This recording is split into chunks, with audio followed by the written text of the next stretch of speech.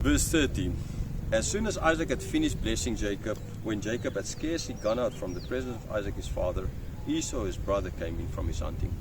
So Jacob, just if Esau came in a little bit back earlier, he might have heard this speaking in the tent, could have come over, stopped this from happening. He just was not in time, so he didn't care. He didn't care about this birthright anyhow, we've seen in other chapters, but because he didn't, so he did the normal thing. He went and he prepared the food, and he knew that Isaac is going to bless him. He's beloved, and he knew his brother is different from him, and his father can't make this kind of a mistake. Verse 31. He also prepared the least food and brought it to his father, and he said to his father, "Let my father arise and eat of his son's game, that you may bless me." So he prepared the food, he brought it into his father, and now he's telling his father, okay, he was going along, like Jacob went along with the plan of his mother, Esau went along with the plan of his father. The plan of his father was to only bless him, right, which is wrong.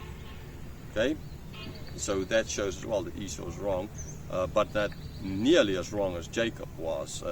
He totally deceived Jacob and Rebekah, that is.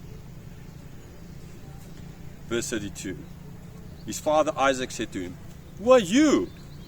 He answered, "I'm your son, your firstborn Esau." Okay, so I'm pretty sure Isaac knew, he could hear the voice, right? But it's like, now I need to ask, like, who are you? Like trying to put blame away, trying to different ways of handling the situation, ultimately. And so Esau answers, "No, I'm your son, Esau." And by then, Isaac knew what happened. Even before he answered Isaac, it hit him what happened. Verse 33. Then Isaac trembled very violently and said, "Who was it then that hunted game and brought it to me and ate it all before you came, and I have blessed him? Yes, and he shall be blessed." Okay, so now out of this, "Oh no, my beloved son, I have nothing. What do I do?" And here's, who was this? He knew who the heck it was. It was Jacob. There's no way he couldn't know that this is Jacob, right? And trembled violently.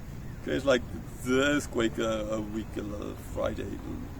It's now nearly 2 weeks ago, right? We there in Yangon, we were shaking violently. Not nearly as violently as the people in Mandalay, that is, but we were shaking violently as well. And but this is now from emotional shaking, not an earthquake shaking, because now Isaac knows that, man, he has nothing left for his son.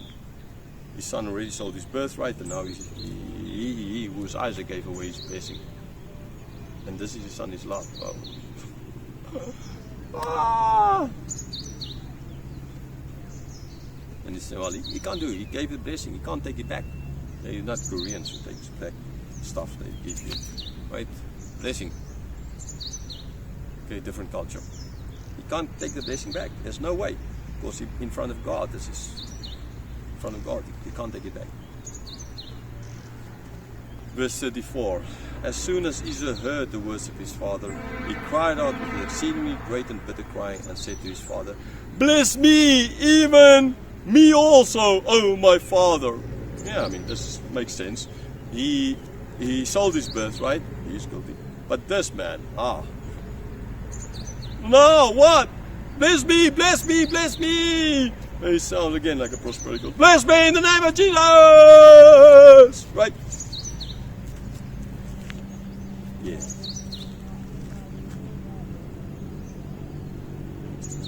Okay. I hear a Buddhist preacher there back chanting. I guess by now everybody's wondering as well what they can this guy up here shouting for. Anyhow, this is what he's doing, shouting, because he wants a blessing. And there must be something, Father. There must be something. Esau knows now he's nothing. No birthright, no blessing. Verse 35. But he said, "Your brother came deceitfully and has taken away your blessing." There's nothing I can do. Your brother came. He took it deceitfully. Yes, Jacob is his name. There's nothing I can do. He took your blessing. Verse 36. Esau said, Is he not rightly named Jacob? For he has cheated me these 2 times. He took away my birthright, and behold, now he has taken away my blessing. Then he said, Have you not reserved a blessing for me? Okay, so 2 times he's been cheated by Jacob. Now you can say the first time when he sold his birthright, he wasn't really cheated. I mean, he said, here's my birthright, take it. Just give me that broth. Now maybe cheated in the sense that he thought that is real. There's meat in that broth, right? It's a real good, sturdy, will give him strength, not just lentil soup. Maybe. He felt deceived. Okay, so most likely something like that. Right, and in this case, clearly, deceit happening twice. My birthright, this blessing, there's nothing left for me. There's nothing left for me. So seemingly the blessing part was more important to him than the birthright part. Also, the blessing part is a longer thing, and if you have nothing, you're blessed and you will get, right? But if you, the birthright, there might be no money, but if you're blessed, then you can start getting money. And now in this case, it neither has this nor that. It's nothing. So he again asked, don't you have anything for me? No reserve? This is nothing. Man, if Isaac would have done the right thing by blessing both, he would have had the blessing left for his son. And Esau knew this as well, but he did the wrong thing, and there was no blessing. Esau was willing to go with that, but now he's not willing to go with this original plan. Verse 37. Isaac answered and said to Esau, Behold, I have made him lord over you and all his brothers. I have given to him for servants, and with grain and wine I have sustained him. What then can I do for you, my son? So what is left? I told him he'll have the servants. I told him he'll have all the food, the produce. It will be for him the blessing. There's nothing left. There's nothing now in their culture. There's nothing left, right? There and then there's nothing left. So what can I do? There's nothing I can do, my son. He's already going to be your Lord. Verse 38. Esau said to his father, Have you but one blessing, my father?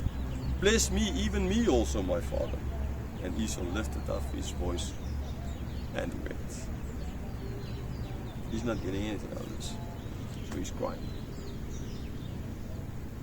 Like I said, have you only one blessing? And this is now again a slap in the sense in the face of Isaac. Have you only one blessing? I mean, you're supposed to have more. I mean, you have 2 sons. You ought to have. This is what Moses kind of is getting at here. Isaac, you're guilty. Esau, you're guilty with going with. No, there's no other blessing. He knows. Isaac is wrong. He is the reason why they're in that situation. If he would have done the right thing, they would not have been in that situation. But now they are because of Isaac doing the wrong thing. So he cried. That is Esau. Verse 39. Yeah, it takes, when I say cowboys don't cry, right? It takes a lot for a person like Esau, the man of the field, the hardened man, to cry. In my culture, we're not supposed to cry. You don't show. You're a boy. You don't show tears ever, right? Like I say, cowboys don't cry. No, we didn't say it. Men don't cry, okay? Right? We're not supposed to show. So for this kind of a man to do that, Esau in this case, it shows how distraught he was. Really. Verse 39. Then Isaac his father answered and said to him, Behold, away from the fatness of the earth shall your dwelling be, and away from the dew of heaven on high. By the shore you shall live, and you shall serve your brother. But when you grow restless, you shall break his yoke from your neck. Okay, so there's no blessing left. So this is not a blessing. Well, it kind of ends on a blessing of freedom, right? But at this time, land, you're not going to have the fatness of the land. That doesn't mean you're not going to have nothing, but you're not going to have that, right? You're not the dew. That doesn't mean there's not going to be rain and stuff like that, but that very important part you're not going to have. You will be at war all the time. You go, but you live, right? But you need not in peace, but in war. And you're going to serve your brother, but there's going to be a time when you will break off this yoke. You will throw off this yoke from him. And yes, we know as well from history that the Edomites, they did serve the Israelites. And yes, there did come a time when ultimately, later on, centuries later on, after these words were said prophetically, it came true. They threw off the yoke of the Israelites. Not that it really came with a lot of good news, because it meant ultimately as well their destruction later on.